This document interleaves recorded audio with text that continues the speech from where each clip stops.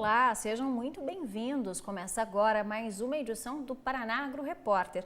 No programa de hoje vamos falar de uma bebida milenar muito apreciada ao redor do mundo.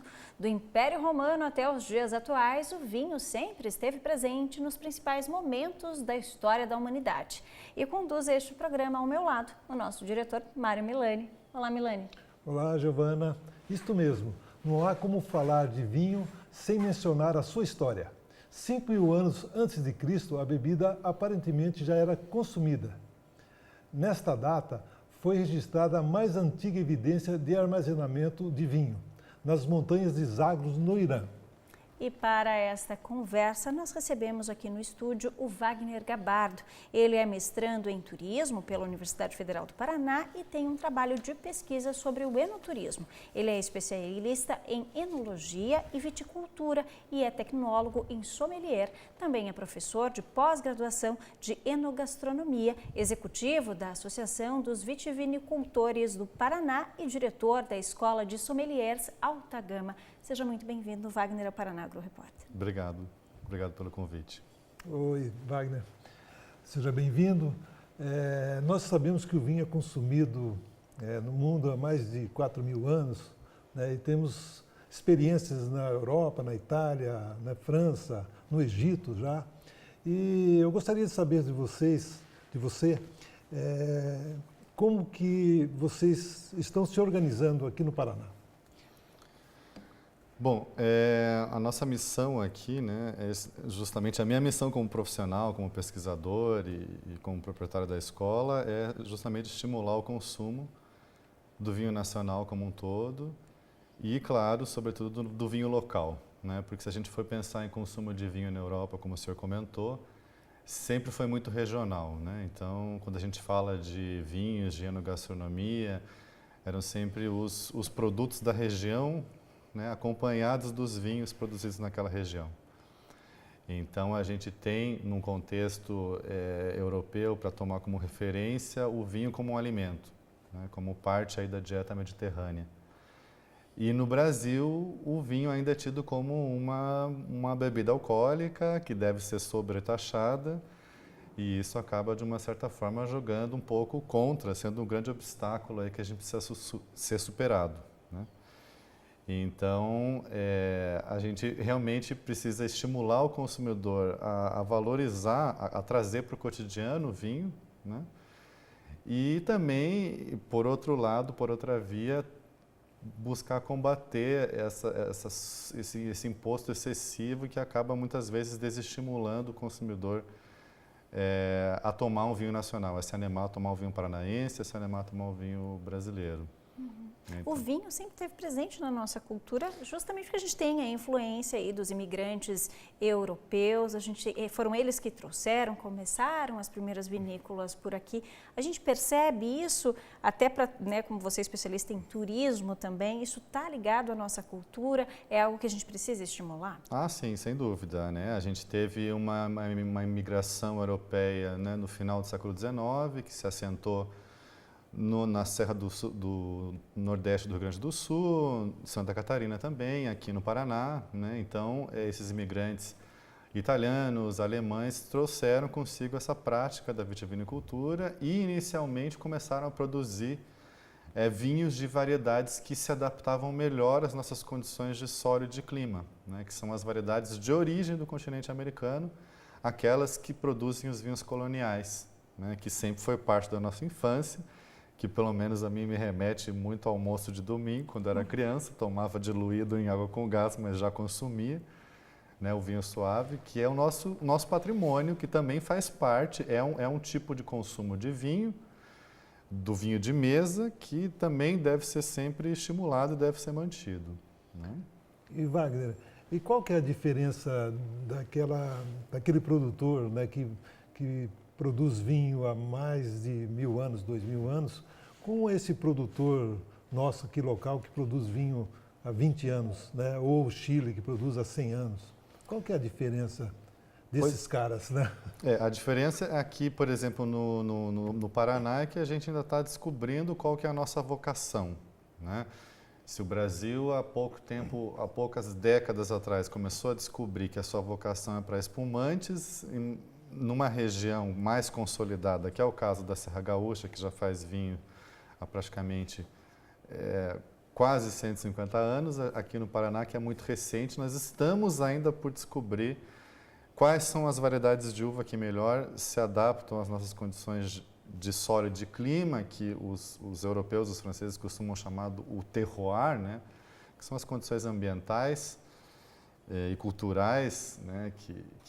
Que fazem com que o vinho, a vitivinicultura numa região seja exitosa, mas isso leva tempo, né? Então você precisa realmente ir fazer muita tentativa e erro para ver que variedades gostam do clima, que vinhos são os ideais para serem produzidos aqui, de acordo com a qualidade da matéria-prima que a gente tem, né? E qual que é a diferença desse vinho, né? Só complementando, Giovana, essa diferença do vinho da colônia e o vinho finos, né? E como que está isso no Paraná? Como que Bom, a gente como que anda a produção no Paraná? A gente tem uma produção tradicional expressiva de vinhos coloniais, né? Comercializado tanto naqueles garrafões de 5 litros, como em garrafas de 750. Inclusive, a família Zanlorense de Campo Largo é um tradicional e grande produtor muito expressivo dos vinhos coloniais, mas também temos muito vinho colonial sendo produzido no interior do Paraná, né? E na região metropolitana, no interior, sobretudo em Bituruna, né? E aqui na região metropolitana, e uma produção expressiva ali de uvas de mesa, próximo a Maringá, né? Na região do noroeste do estado. Estes vinhos eles são feitos com uvas que são ideais para a fabricação de sucos, para consumo in natura e para a elaboração dos vinhos de mesa, né? Que são vinhos que normalmente têm um paladar mais adocicado, né? E costumam ter uma durabilidade um pouco mais curta, porque são uvas de cacho grande, com bastante polpa, né? Com um pouco menos de concentração do que as uvas que a gente chama uvas viníferas, que são aquelas uvas de raiz europeia. São as uvas que produzem os chamados vinhos finos, que é o caso, por exemplo, da Cabernet Sauvignon, da Merlot, Chardonnay, Sauvignon Blanc, Sangiovese, etc., né? Então, o que a gente está experimentando agora, recentemente, é justamente a produção, a adaptação destas uvas viníferas em solo paranaense, né? Que é o que é bastante recente, né? Então, a gente, em algumas das vinícolas, por exemplo, aqui da região metropolitana, já foram feitos alguns testes com determinadas variedades e depois de algumas safras se decidiu trocar por outras variedades que se adaptavam melhor. Então, essa diferença de você ter 100 anos ou 10 anos de experiência incide nisso. A gente ainda não pode ser conclusivo sobre qual é a uva que é a cara do estado ou o estilo de vinho que a gente faz melhor. Uhum. E o desafio está no sabor, né? A gente tem aí algumas espécies, não sei se a gente pode falar assim, de uvas, que às vezes na produção o vinho fica um pouco mais ácido e é testando, é o solo que é diferente, é o clima, o que interfere nessa escolha do produtor, qual que é a dificuldade, né? O desafio de se conseguir aí essa qualidade que se busca no vinho paranaense. Eu diria, sobretudo aqui no Paraná, que o clima é o grande desafio, né? Hoje em dia já se desenvolveram tecnologias da Embrapa, graças aos estudos da Embrapa, uva e vinho se desenvolveram porta-enxertos, que são raízes resistentes a uma série de pragas, que você enxerta nelas as variedades viníferas, mas o clima é muito complicado. Então, como vocês devem perceber, por exemplo, se a gente for pensar nesse ano, tem chovido muito, né? E justamente nessa época dessa chuva muito intensa que você tem a formação pequenininha do que vai ser o futuro cacho. Então está muito frágil, né? Se pegar uma chuvarada intensa ou se pegar, por exemplo, queda de granizo, você pode comprometer a planta. Isso aconteceu em algumas regiões na Serra Gaúcha, já este ano. Então a gente tem que ficar muito atento à geada. Granizo, infelizmente, é uma coisa muito imprevisível, né? Mas há o excesso de umidade. né? Se vocês notarem, a gente teve um inverno que foi bastante ensolarado e seco, né, e frio, o que é bom que o inverno seja frio, porque aí a planta, o frio já é um regulador térmico de muita praga, né, tanto que a gente não fala, por exemplo, de mosquito da dengue no inverno, porque é muito frio, os insetos não resistem. E muitas das pragas de solo também não resistem a um frio intenso, então é bom que faça frio no inverno. Chuva durante a primavera, mas é importante que daqui para frente não chova em excesso, né? Porque no caso das uvas viníferas, diferente das uvas de mesa, que são aquelas para suco, para os vinhos coloniais, as uvas viníferas elas precisam ter mais concentração, né? Elas são uvas de bago pequeno, né? A proporção de polpa para casca é muito menor, né? Mas só que você tem muito mais sabor, muito mais concentração de açúcar, muito mais acidez, que são características que a gente procura num vinho. Então, partindo do princípio de que, né, o vinho nasce no vinhedo, um enólogo ele não pode fazer milagre, né? Eu preciso de uvas de qualidade para ter condições de produzir um vinho de qualidade. E essas variedades, Wagner, elas são as variedades das uvas, elas vêm de outras regiões fora do Brasil? Então, a matriz delas, né, se for colocar a matriz genética dessas variedades, muitas delas remetem à Eurásia, né? Como o senhor falou no início ali, se você for remontar aí, construir uma espécie de uma família, uma árvore genealógica das uvas, você vai ver que muitas surgem no Meio Oriente, né, na Europa Mediterrânea, e são variedades que são expandidas e, claro, foram trazidas as mudas para cá, e a gente vai trabalhando em cima dessas mudas. Então, o que se faz é comprar mudas de viveristas já estabelecidos aqui no Brasil, né? E que trabalham com as diversas variedades, inclusive variedades com maior resistência a condições climáticas adversas. Por exemplo, uma casca mais grossa, né? Um pouco mais produtiva. Então, esse tipo de coisa você já pode, mais ou menos, quando você vai implantar um vinhedo, você já ter um estudo prévio. O meu solo aqui precisa de alguma correção, né? Porque, por exemplo, os solos paranaenses, brasileiros em geral, eles são bastante ácidos. O ideal é que eles não sejam tão ácidos, então se faz uma correção com calcário, né? E se define um porta-enxerto que tem resistência à praga. Se define no viveiro que variedades tradicionalmente gostam desse tipo de clima, similar ao clima da região onde eu quero implantar o vinhedo. Então você começa a pensar numa série de referências para fazer as suas escolhas, né, de que variedades você vai plantar. Mas ainda assim você está sempre sujeito a ter surpresas. São as pesquisas, tem que ser feita pesquisa. Isso, é uma coisa que... E o Paraná, quais os locais assim que você já admite, né, vocês admitem de que é possível produzir um bom vinho?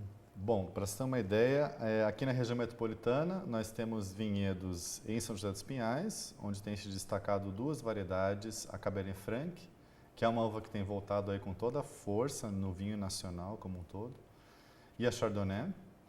Em Campo Largo, na região de Bateias, ali aos pés da Serra de São Luís do Purunã, nós temos outra área de vinhedos produzindo variedades Pinot Noir, Merlot, e Cabernet Sauvignon, e também, curiosamente, duas uvas brancas que são pouco conhecidas pelo consumidor, que são a Viognier, uma uva de origem mediterrânea, e a Fiano, que é uma uva lá do sul da Itália.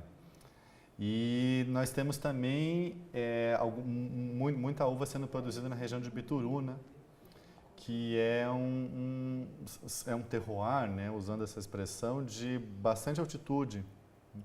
E isso é bom, né? A gente tem descoberto aos poucos que a altitude é bom para a uva, é bom para o café. Por quê? Porque dá condições ideais para a maturação dos frutos.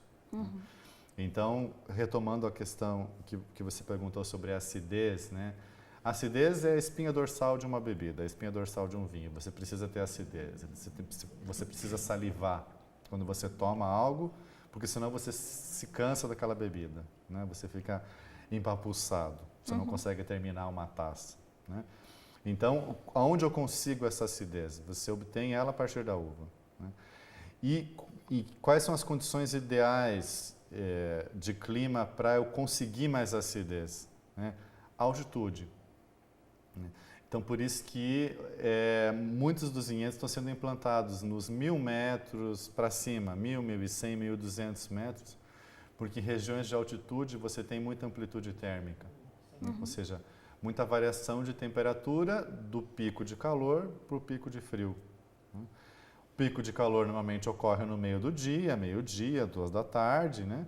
E o frio quando começa a escurecer. Então, durante o dia, a uva concentra açúcar, que é o que vai ser convertido em álcool após aí a fermentação alcoólica, e à noite, a uva com o frio, ela retém a sua acidez, ao invés de ir degradando a acidez se fizesse calor noite e dia. Então, essas são as regiões aí que a gente acredita ter mais potencial, que as uvas vão gostar mais, sempre quando a chuva, né, a pluviosidade permitir. Você citou a região metropolitana de Curitiba, a gente tem até produtores se organizando, inclusive alguns rótulos que já são premiados aqui na nossa região também. Exato. Então, recentemente, os produtores da região metropolitana se uniram para fundar a Vinopar, que é a Associação dos Vitivinicultores do Paraná. Então, agora, para nossa surpresa, a gente começou a descobrir uma série de produtores no interior do estado com volumes expressivos de produção que a gente desconhecia, né? A gente fez um levantamento recente para encaminhar, né, para o Anuário de Vinhos do Brasil, porque o Paraná até então não tinha dados de produção. Então, nós começamos aí a produzir esses dados, né?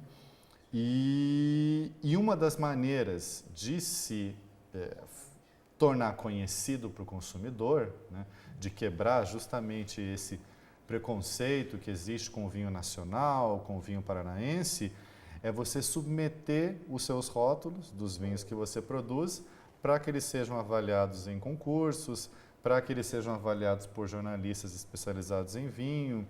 Então, isso é uma forma de você dar visibilidade, né, acaba sendo um marketing espontâneo para o seu produto. E o diferencial, né, de alguns desses concursos, né, nós temos aí, por exemplo,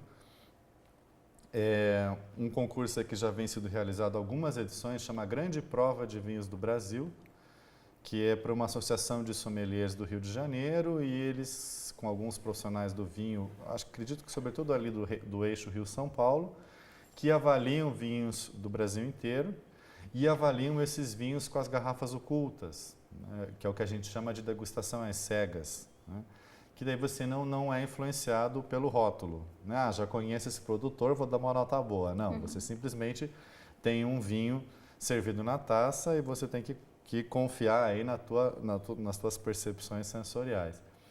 E nós temos aí muitas vinícolas com resultados muito bons, né? Nessa última edição, por exemplo, nós tivemos aí 2 vinícolas da região metropolitana, uma que conquistou 5 medalhas de ouro e outra que conquistou 3 medalhas de ouro, né? Que é um resultado super legal, né? E acaba despertando a curiosidade dos consumidores em provar, né? Porque uma nota alta, uma medalha, chama a atenção. Nossa, esse vinho é bom mesmo, então vou prová-lo. E essa tem sido uma estratégia das vinícolas daqui da região para se tornarem conhecidas para o consumidor. Isso, né? significa que nós podemos concorrer com os vinhos chilenos e argentinos, Wagner? Olha, eu acredito que sim. Eu acho que a gente tem que ocupar mais mercado, né? Eu acho que a gente tem que ter mais vinhos paranaenses nas gôndolas de lojas aqui de Curitiba, né? Do Paraná como um todo. Eu acho que a qualidade dos vinhos daqui ela é realmente muito boa. Na faixa de preço de muitos vinhos, começando ali 30, 40, 50 reais, você encontra produtos iguais ou superiores até em qualidade.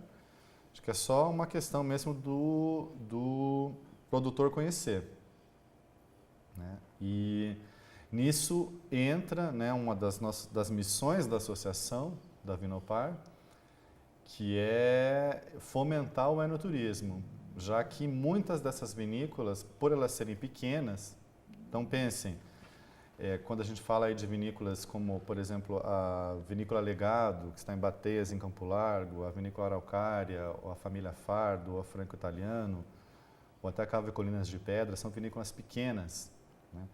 E grande parte das garrafas comercializadas, elas são vendidas diretamente na vinícola. E você ainda encontra muita gente que nunca ouviu falar que existem vinícolas que você pode visitar na região metropolitana que estão a meia hora a 45 minutos no máximo do centro da cidade. Então as pessoas ficam muito surpresas e acabam saindo com uma impressão muito boa, porque faz uma diferença muito grande quando você degusta um vinho conhecendo um pouco da história daquele vinho, né? De todo o esforço, né, para chegar naquele produto final. E existe também uma questão meio mágica, simbólica ali, de você provar o vinho no lugar onde ele foi concebido, ele acabar sendo mais gostoso, mais saboroso. Então, são estratégias boas de marketing, né? De marketing, né? De se tornarem conhecidos pelo consumidor. Então, a gente vai por dois vieses com essa associação.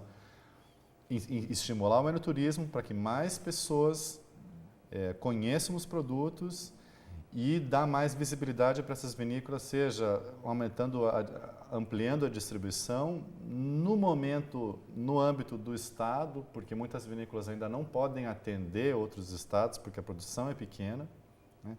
E a gente tem uma série de questões de tributações interestaduais que acabam encarecendo quando o vinho cruza a fronteira do Paraná para outros estados, né? Então, inicialmente a gente pensa em realmente se consolidar localmente, né?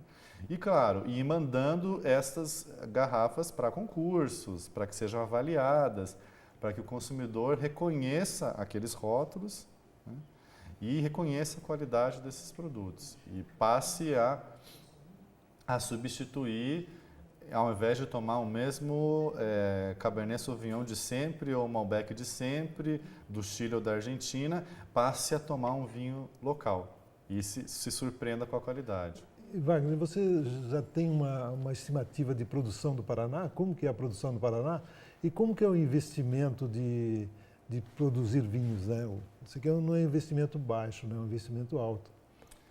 Sim, bom, números a gente está fechando ainda, né? Porque a Não, ideia é que a gente junte aí é que a gente tem uma produção muito grande de vinhos de mesa, né?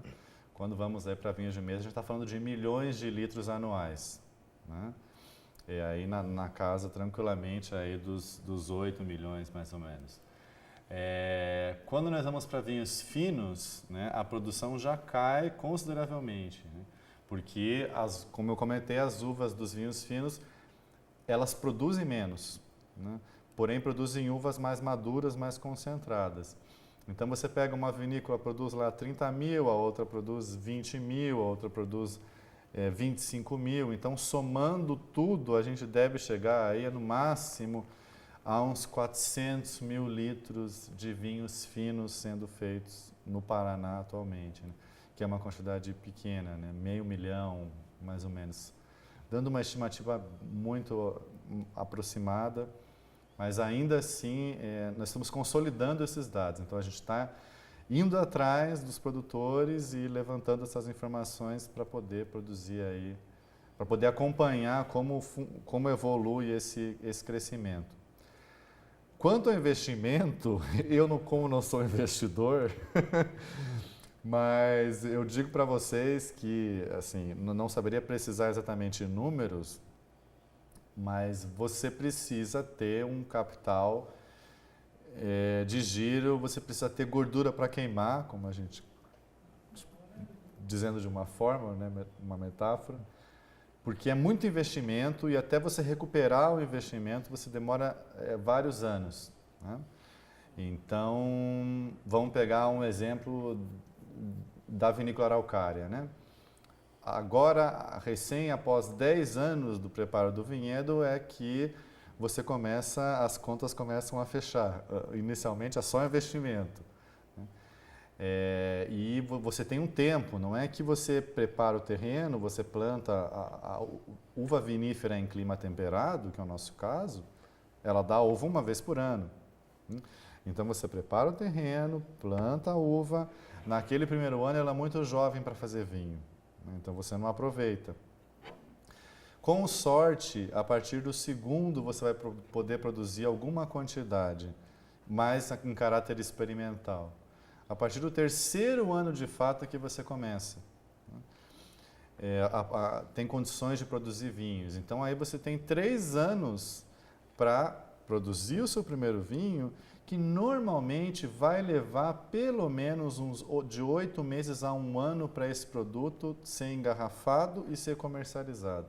Então, aí nós temos 4 anos de investimento sem você ter um retorno ainda. Então, você tem que ter... Vinho é uma coisa que você tem que ter bastante paciência. Claro, se você herdou uma vinícola da tua família que faz vinhos ali há décadas, tudo bem, isso já é um ciclo que se mantém. Mas se você investe num projeto novo, que é o caso das vinícolas aqui do Paraná, você realmente precisa ter essa margem de investimento, sobretudo se você trabalha com uvas próprias, né? E sempre procurar ir atrás de produtores, né, de uvas de qualidade, que é o que muitas vinícolas fazem, né? Vão lá, caça-níqueis ali, que é o que a Fardo faz, que é o que a Franco Italiano faz, de ir atrás dos melhores vinhedos, atrás das melhores uvas para ter condições de produzir os seus vinhos. Então, isso só para falar da parte da uva, né? Depois, quando você entra na vinícola, você tem tanque de fermentação para comprar, prensa pneumática, que é um equipamento caro, que é produzido na Europa, né? Barricas de carvalho, que você vai pagar aí mais de R$1.000 uma barrica, R$1.000, R$1.500 por barrica, né? Então, garrafa, rolha, Rótulo. né? Rótulo. Então, você tem toda uma linha ali de montagem que implica aí em investimentos altos.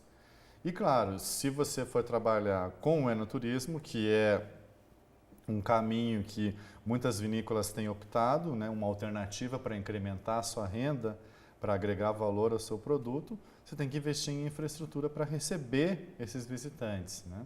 Então, uma série de instalações na vinícola para receber, né? E quem tiver interessado em conhecer, né, principalmente os nossos rótulos premiados nessa produção na região de Curitiba, como que faz para saber? A associação dá essa oportunidade para as pessoas para poderem pesquisar, para ir até essas rotas? Dá, faz aí menos de um mês que o nosso site está pronto, é vinopar.com.br. Então, lá no site vocês têm informações, um pouco o histórico da vitivinicultura no estado, né? Todas as vinícolas associadas, quais são os principais vinhos produzidos e que tipo de infraestrutura de enoturismo é oferecida. Se elas possuem visitas guiadas, se elas têm um restaurante, né? Se existe venda de vinhos. E, claro, a gente tem uma série de opções aí de passeios a serem feitos em São José dos Pinhais, em Quatro Barras, em Piraquara, em Campo Largo, em Colombo, né? Então, num raio de no máximo aí 40 quilômetros do centro da cidade, você tem um passeio diferente do outro. Então, isso que é legal, que ainda assim não se repete, né?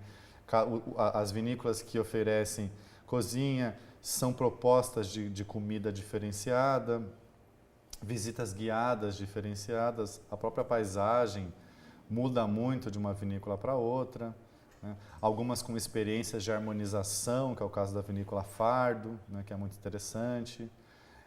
A vinícola Araucária, que tem o seu restaurante de comida campestre, né, que a ideia é trabalhar com ingredientes de produtores do entorno da zona rural de São José dos Pinhais, onde a vinícola está instalada, né? Os eventos, por exemplo, que ocorrem na vinícola Legado, com bandas, você pode ir lá fazer um piquenique ou participar de um festival com bandas e ver o pôr do sol. Então, oportunidades não faltam. Sim, e até mesmo na época agora da colheita, que aqui no Paraná acontece nos meses de fevereiro, você pode participar das festas da colheita, 2 vinícolas oferecem a festa da colheita e você tem a oportunidade de colher as uvas. Em uma delas você pode participar de uma microvinificação que te permite entender os processos iniciais de transformação da uva em vinho, e na outra você pode fazer essa atividade lúdica de pisar as uvas em uma tina de madeira, né, que é super estimulante e divertido para quem participa. Tá certo. Wagner, eu gostaria de agradecer a sua presença aqui. Infelizmente o nosso tempo se esgotou, mas ficam aí todas essas dicas para quem quiser conhecer um pouquinho mais do nosso vinho paranaense, não é mesmo, Milani? Isso. Obrigado, Wagner. Obrigado pela sua audiência e Paraná Agro Repórter volta no próximo sábado. Até lá!